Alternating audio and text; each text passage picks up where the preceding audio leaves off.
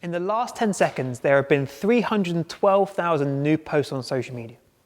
Every day, 2.4 billion people log in and scroll. That's over 30% of the global population. Looking at the figures monthly, there are 3.6 billion active users, with projections of this increasing to 4.4 billion by 2025. These numbers show the scale and global dominance of social media, but what does it mean for you? Well, if you're the average internet user, which most likely you are, you're spending 144 minutes per day on social media and messaging apps. 144 minutes. That is well over 2 hours, longer than a football match with extra time. In this time, you could watch The Matrix, remember that film, and still have time for at least 2 snack breaks. Still don't see this as an issue? This is equivalent to spending over 1 whole month in a year without sleeping on social media and messaging apps. These stats show one side of the story. Just take a moment to think about your own personal social media behavior. Now extend that to your environment. Your family, your friends, colleagues, network, your local coffee shop, supermarkets, where you get your news from, which sports team you follow, which influencers you look at, which brands you love. Are they active on social media? Of course they are. We're at a point now where if you are not on social media, do you even exist? How many of you have disregarded something if it wasn't Facebook official or do things just for the gram? Can you think of a single person you know who is not on social media in some way? Even my nan, who's 86, is in some way using social media. Some brave brands have tried to take a stance, but it hasn't worked. Lush publicly quit social media in April 2019, but were back posting by September 2020. I'm sure some of you have deleted the social apps on your phone or even taken a digital detox, only to eventually come back. Even apps that try and challenge the status quo, like the new messaging app Signal, with all the hype in the world, now look pretty much dead. It's no longer even in the top 200 free apps on the App Store. I mean, DPD parcel tracking is more popular. It is evident from the data, our own self-analysis, along with the continuous development in technology, our dependence and connection to social media is only ever going to increase. Even now, when we are scrolling and consuming content on social media, we are oblivious to the world around us. We wouldn't even notice a bicycle cycling right in front of us. We might look back on this in 10 years and go, wow, we only spend 144 minutes? That seems like such a little amount of time considering I'm now spending a minimum 12 hours a day. With all this in mind, we need to understand the value of social media. For you as an individual, for influencers and people that rely on it as a source of income, and for brands that use it as an ever-growing part of their marketing mix. The concept of value in the business world is understood as ROI, return on investment. Investment is not just seen as money, but also time, people, and other resources. ROI's relationship to social media has always been muddy and one of very little success, mainly due to the fact social media platforms have been built to serve their community first and businesses second, and are impossible to govern or control. All the social media sites we use today launched without a revenue model in place.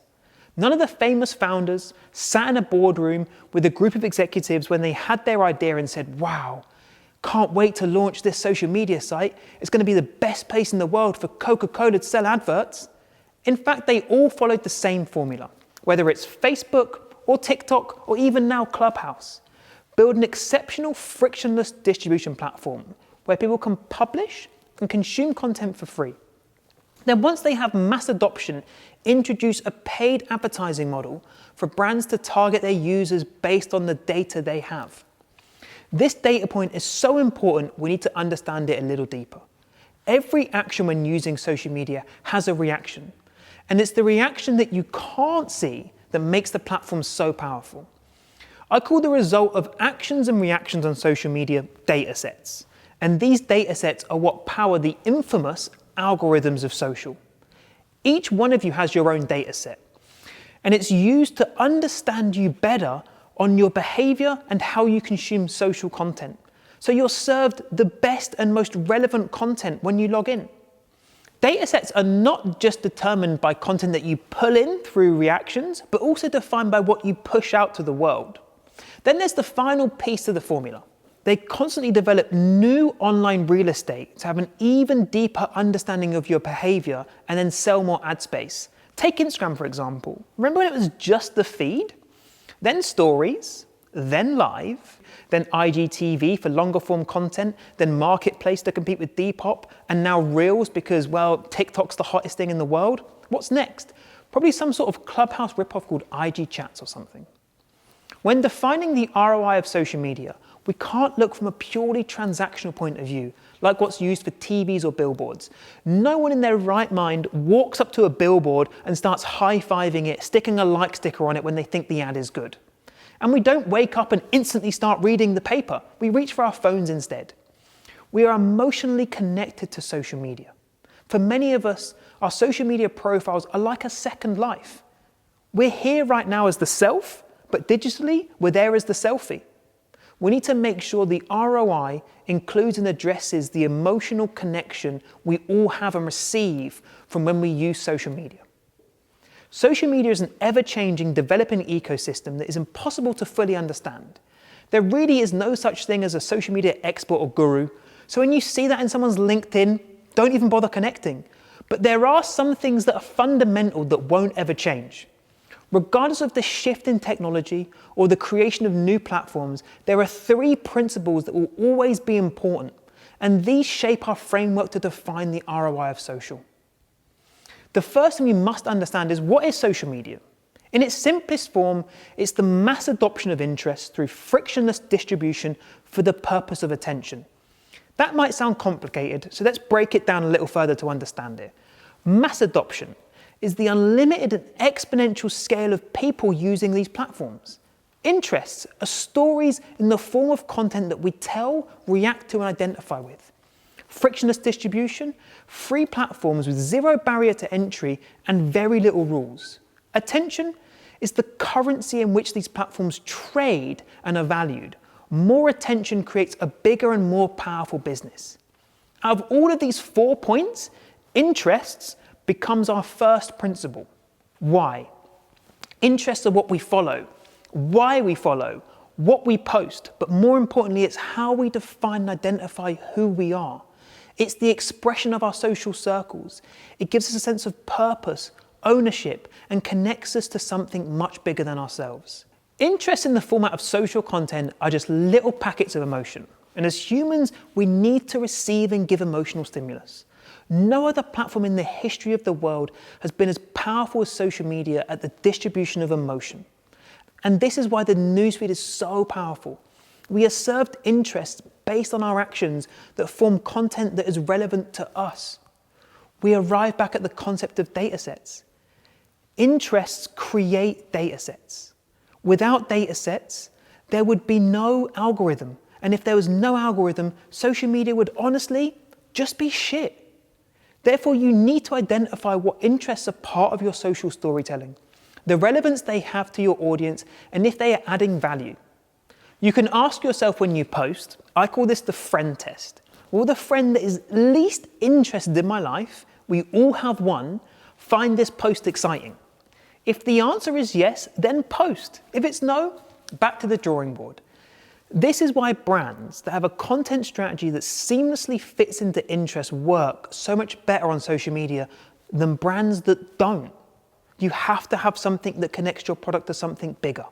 We can also look at this from how we consume social content and ask, am I getting value from the people I follow and the content that I see? Or is this just purely mindless scrolling?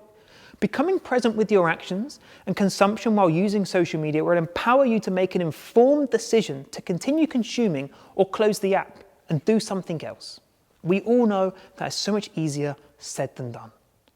In order for us to become more aware of our actions on social media and being able to assess their value, we have to move on to the second principle and ask, what are we here to achieve? It might sound simple, but most brands that spend hundreds of thousands of pounds on social media can't even answer this very, very simple question. And this goes for you as well. We have seen the amount of time you are spending on social media, but can you answer if there is a purpose to that beyond just FOMO and boredom? So we need to set clear objectives. If you're publishing content on social media, regardless of your size, industry, personnel, if it's organic or paid, there are only ever 3 objectives.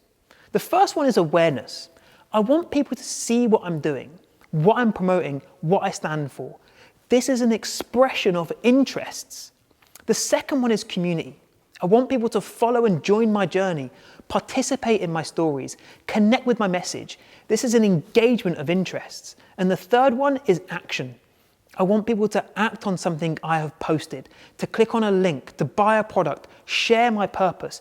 This is an action of interests. Here we see how interests become interconnected with objectives. To establish awareness, we must have a clear strategy on what our interests are, as they dictate our content and ultimately our social identity. This identity can then become part of a community that allows us to add value to an existing shared interest. Once we have built a community, we can then turn that into actions in the form of social connection and beyond. Objective setting is therefore simple when we use this framework. We all need to be seen, be loved, and be acted upon.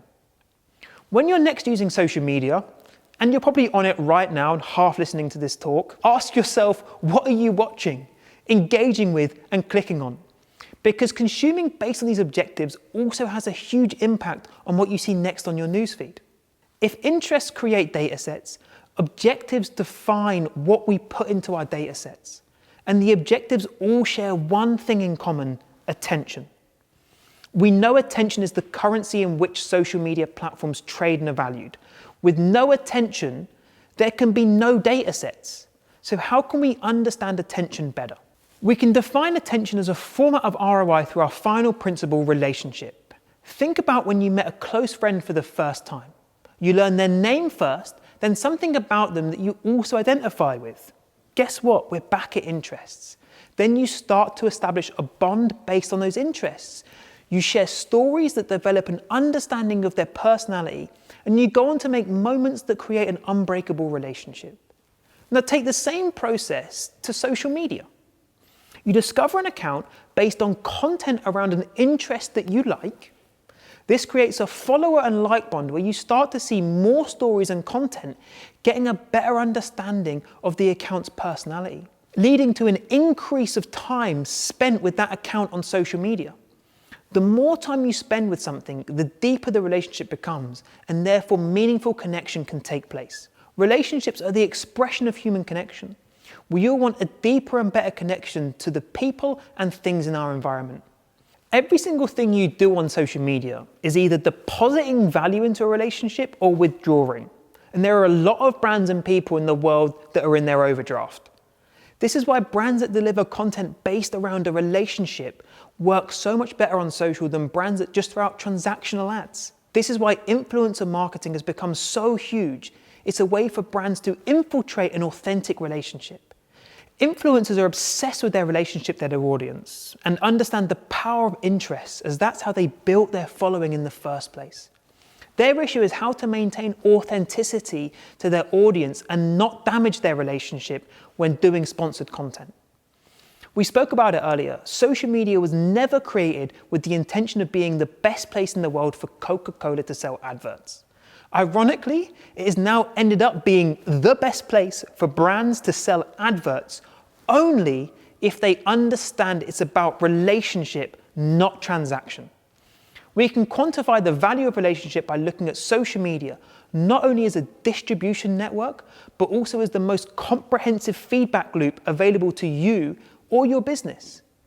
We can use impression and reach data to measure awareness, engagements, follower growth, and sentiment to measure community, traffic, clicks, and sales to measure action.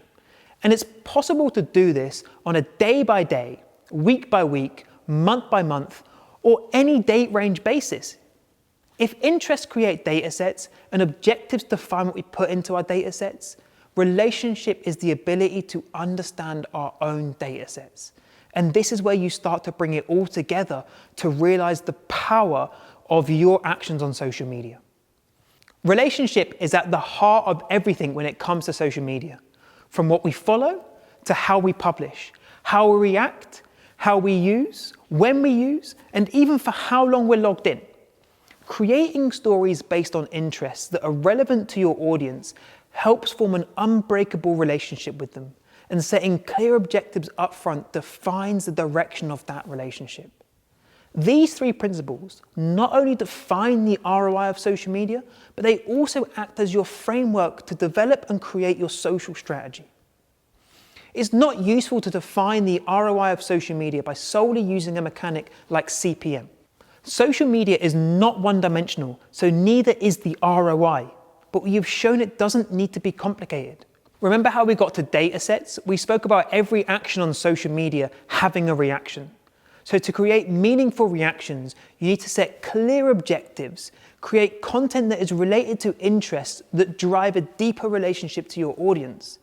It is honestly that simple, but brands want to insist on posting a photo of their product and thinking that that is social content. It's not. Like lots of things in life, the answer is normally right in front of you. It just gets complicated by our ability to overthink and make everything seem so convoluted. But now you finally have the framework to help shape how you define the ROI of social media. And it's been in front of your eyes all this time. It's just a mix of relationships, objectives, interests. ROI.